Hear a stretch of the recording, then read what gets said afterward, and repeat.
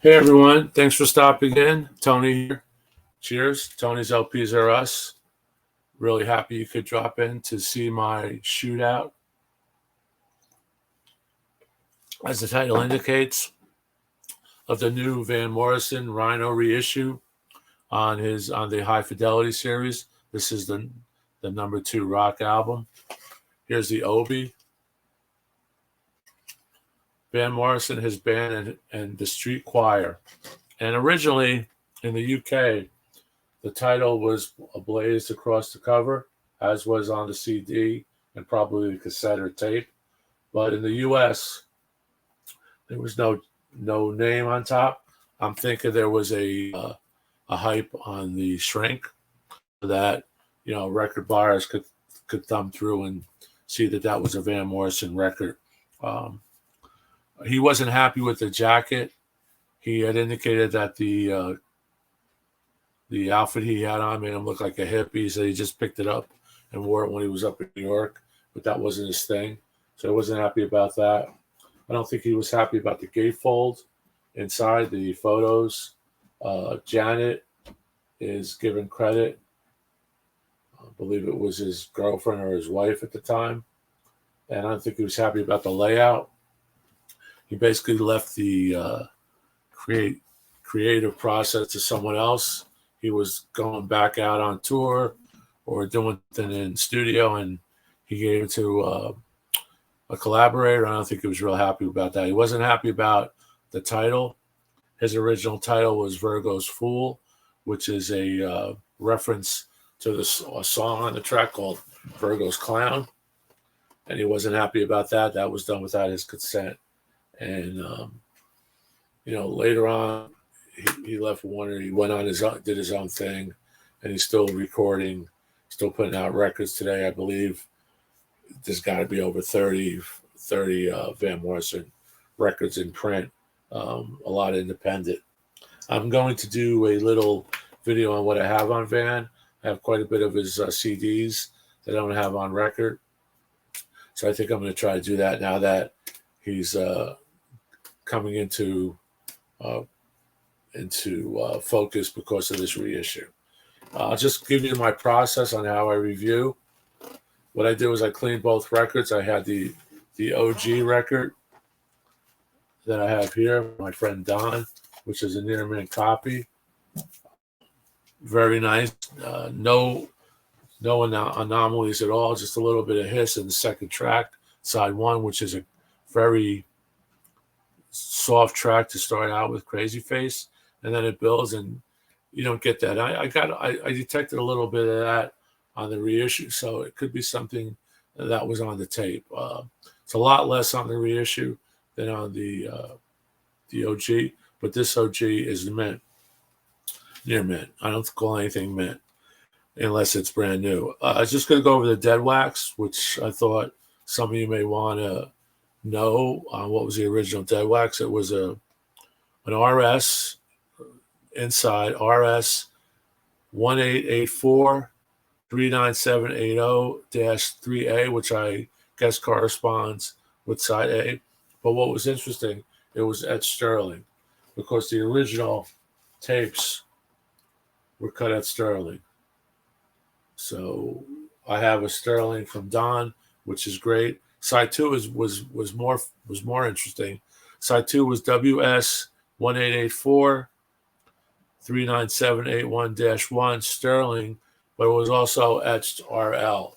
So we did listen to an RL, and I don't think you could get any better than that. I didn't detect any difference between side 1 that wasn't on RL, that wasn't marked RL, and side 2 that was marked RL. So if you are looking for an OG, one that really sounds good as this one did, try to find one that's definitely sterling, and if you really get lucky, maybe an RL. So we have that. Just inside the jacket, I noted that the photographs inside the original were a little sharper and more detailed than the photos that were in the reissue, which is what I'm holding. And that's understandable. as they would have to scan a really mint copy and then reproduce it for the reissue. And I just see a bit of a pixelation. It almost looks colorized when you compare it to an original. But if you didn't see it, you would glance at it. It's not something that you really need. It's all about the music, and it's just my view. Also, my view on this review, my analysis, my take is just my take. You may have a completely different perspective of what you hear. You may think this is fantastic. You may think it's the worst thing you've ever heard. It's just my opinion based on my equipment, what I listen to, and I'm going to give you the process. What I do is I clean them both. I listened to the original Warner first, side A and B, got into it, listened to the reissue, side A and B, got into it, remembering what I heard previously. And then to go back, to be fair, I went back and I spot checked the OG. I did Domino, I did Crazy Face, I did Sweet Jeannie, and I was able to pick up some nuances and have a better overall view of my A-B comparison. I also took notes, which I never end up getting to when I do these reviews because I forget and I don't have anyone assisting me to producer rather to show, but I do take notes. Most of the things I can remember. Just wanted to let you know that this record was released on 11/15/1970, just in time for Christmas. The title was changed to Virgo's Fool without Van's consent, as you know. The running time complete, A and B, 1 and 2, is 41 minutes, 40 seconds, so it's a quick listening. Originally, Van wanted to do an a cappella record. Before I go to the title, his band and street choir, and that didn't work out. To me, it's not a prominent choir or background vocal record. The background singers are there very tastefully. The engineer did a great job in the recording, but I think because when this happened for whatever reason, it didn't work out for Van, who produced the record, did a fantastic job. I think he arranged everything except the horns from the notes. Inside, we get a little interview, which I want to point out, done by Corey Frey of Elliot Schneider, the engineer at the time, who now has 8 Grammys. So, he just went on to fame, and he worked on most of the record. There are indications online that they argued and that they kind of didn't agree with each other in the studio, and that Van did some records that was included without Elliot. Elliot says that they didn't have an argument, that he doesn't know where that came from. Inside the reissue, we also get a really nice high-quality lyric sheet, which is really nice. I don't have that in my OG copy that I borrowed. I'm not sure if it came with it. I'm sure people out there would know. I didn't look on eBay to see if OGs came with that. The funny thing about Elliot, the engineer, he was supposed to be producing the record, but didn't get credit on the record as co-producer, producer collaborator. Van produced it with the co-producing, I believe, from the drummer who was his buddy, and actually set in on a lot of the mixes and things. But the funny part is, Elliot indicated that he had no problem with Van. He loves Van. They did work together, and Van called him up to mix Domino, which needs no introduction, was fabulous. But the funny thing was, I don't think they worked together again. So we'll leave it at that. He said that Van's vocals were always on the money, always perfect. Van knew exactly how to deliver a song. He would hear it in his headphones. He would deliver that song. They did about a track a day, which was really, which was cool, a track a day. So, what did they spend 2 weeks on that? All the vocals were done live. Another thing with the process, the OG copy that I had was silent except for a few hits on that one track. The Rhino issue was silent, no anomalies, no ticks, no pops. I cleaned it. There's a smudge that I saw that came off. I believe was not audible. Really happy with the quality of these records. And as I'm talking here about the quality, Rhino's doing a great job. They're giving us a record of superior sound, superior attention to detail, cut by Bernie, for $50 plus a few dollars to ship it, plus tax. So compared to the one steps and the MoFis and the UHQRs, it's really a value. And so far, they're only, as far as I know, 4 for 4, because I believe this is a great pressing. But they're really doing a great job, and I think hopefully the other major labels that reproduce records and on audiophile materials will come to terms with these prices. There's not a lot of frills. You do get a little liner. You do get an obi. You get a really beautiful high gloss jacket.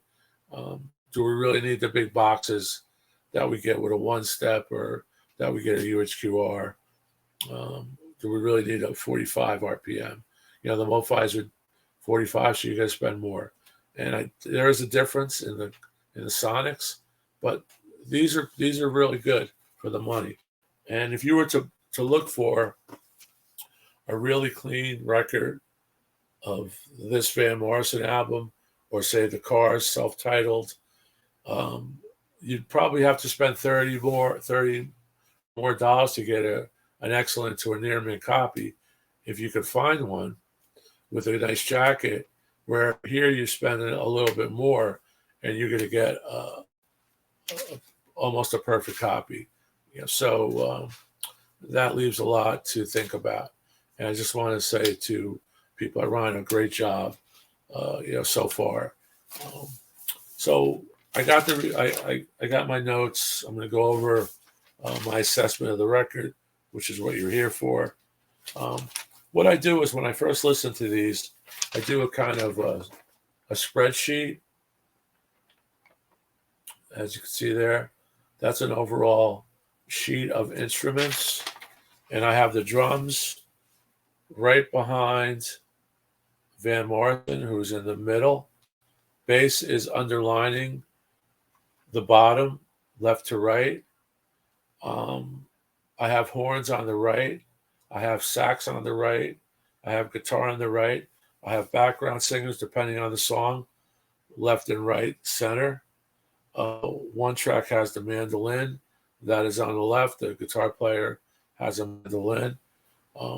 One track uses a Celeste, which is a music box. It's called a music box piano. And I thought it was a music box, but it's actually an upright piano that was developed in the 1800s. It was used on, I believe, a Nutcracker, the classical Nutcracker suite, that chime. It could not be used in, obviously, big orchestrations because it's such a low chime. But it's a really nice touch. And to get that in a rock album in 1970, I'm sure it was mind-bending at the time. I'm not real familiar with this album. I did listen to it on my CD a few runs. I went on a road trip and we listened to it in the car. And, it was very enjoyable. I knew the tracks. I didn't know all the tracks. So it makes it a little tougher to do a review. But here's the basically the rundown, and I did each song like that, so I got a gist and the positioning from this instrumentation to the original, which is where I drew this, and to the reissue. Everything stayed pretty much the same. I did get a more realistic sonic sound from the reissue. I think the soundstage was a little more developed. The guitar was a little bit prominent. The music box was nice. Some of the background vocals were more deliberate, and but not over the top. It was a very well balanced record. They didn't leave much. They didn't change any. They didn't change much. Like I said, positioning, the air between the instruments were more airy to me on the reissue. I got more of a three-dimensional image. And just for a footnote, just so you know, there was no. I had no artificial substances in me when I listened to it. It was a straight listen. So I kind of wanted to see, what does this record, really sound like. Cheers. And I'm just going to go over a few things real fast. Please bear with me.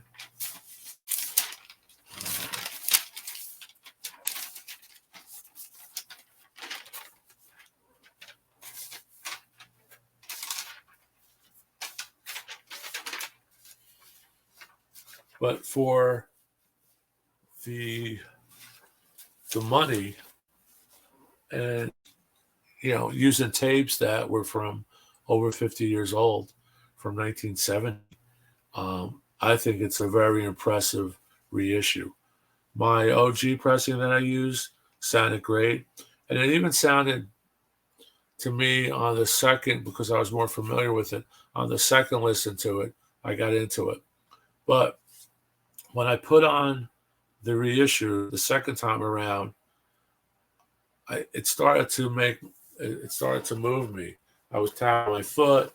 I was getting into it. I was thinking of what a great arrangement, what a genius this vocalist is, what a nice engineering job this was done. I didn't really get that when I first heard the OG pressing. And just as a quick note, I'm an Elvis fan. Elvis is back there. Some of these tracks on here reminded me of Elvis in Memphis, which was done, I guess, a few months after Elvis did the 1970 or 1969 Elvis in Memphis. But the tracks, the drive, Elvis would have had a million selling hit on "Give Me a Kiss" or "Little Genie" if he did those tracks. And it just made me think about what a shame it was that Colonel Tom Parker, because of his business tactics, would not let Elvis do a lot of other people's work unless they were cut in publishing. Because these songs that Van wrote, maybe he wrote them with Elvis in mind.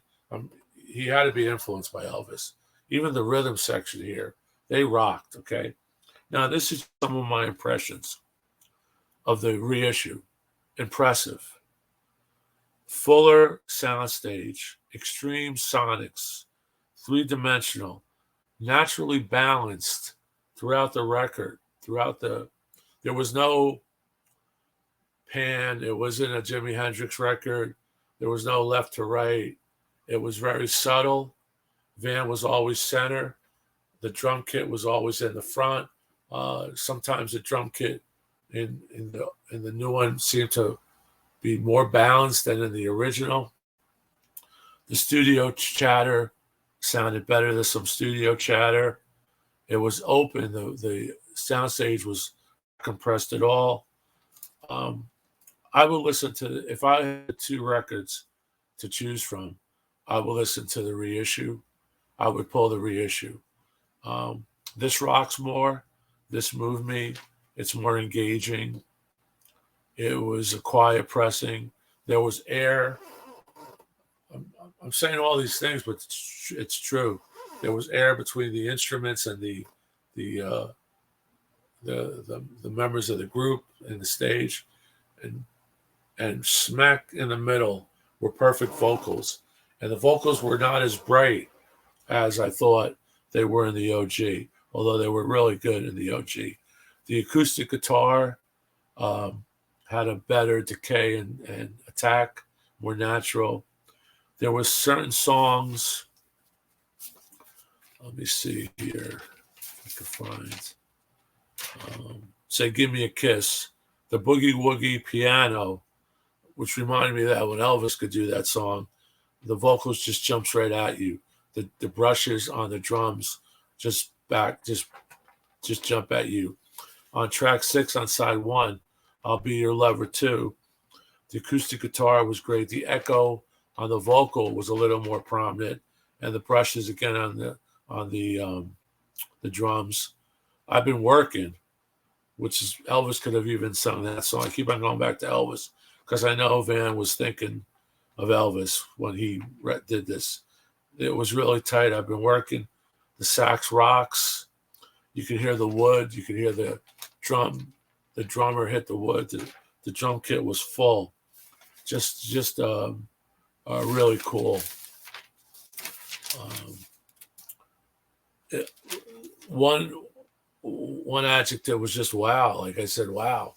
I'm sitting back listening to this thing, and I'm really impressed with this record. And like I said, I'm not real familiar with the record, maybe except Blue Money, which was a rocker, and Domino. Everything was done in good taste. The background vocals, the backup singers, the gospel type feel didn't give me the impression that this was a record that should have choir in the title. Like I said, it didn't finish the way Van maybe envisioned it. So and again, the bass on this was I think wider, not overwhelming. It's just a really, really, really good mix, a good spread. Bernie cut this the right way. It was redone the right way by Rhino. It's more engaging. It was impressive. Like I said, the background was excellent. And what I'm going to leave you with, and I before I do, I just want to. I keep on forgetting. I actually wrote down a lot of things, but I want to thank everyone for stopping by, for watching my videos, my cure for insomnia. I tell people, and please like and subscribe if you haven't. If you're a new subscriber, the analytics are very strange on YouTube, or the algorithms. They like to see likes, and that moves the videos along.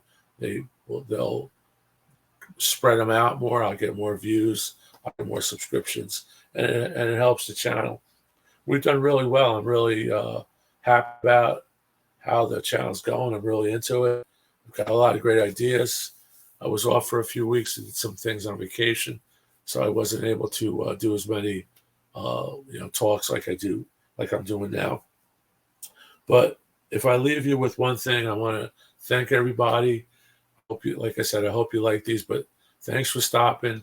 Those who subscribed and I really appreciate it. But I want to leave you with one thing about this record. I'm just going to hold it up while I talk. This is a fun record. This is a happy record. Okay, you will dance. You will move. The OG is engaging. It's just not as engaging as the reissue, as the Rhino. So for the money, only 5,000 made for $50 or whatever it is. Maybe more with Canada shipping and things. But in the U.S., got it for about $60 with the shipping, I guess. But really happy about it. Really well worth it. I also believe, like I said, for the cars, that this will sell out. So if you don't buy it now, you're going to be spending double, because I see the cars listed for 100 to 150 on eBay and the secondary market. So there you have it. Try not to, probably forgot things I'm going to talk about later, but you do have the dead wax on the original, which was a sterling, one side RL. So thanks again, Don, and hope you like this segment. Keep rocking. Please tell me what you think about it. That's what I really want to know, is what you think about it. And just as a little footnote, I didn't listen to any other reviews of this except for my friend in Texas. I listened to part of his review. He liked it, but I didn't listen to the entire review because I didn't want to get influenced by that. And me and him were usually on the same page. He does a really good job. My man from Texas. So I'll put a little note in the in my description to check out his review. And I hope you like it. Please let me know what you think. And if you can, pick up this record. If you don't know it, listen to it on YouTube. It's all over YouTube. It sounds great. It sounds different on a stereo, on a good system, than it does on YouTube because, obviously YouTube's compressed. So keep rocking and stay safe. Thank you. Cheers.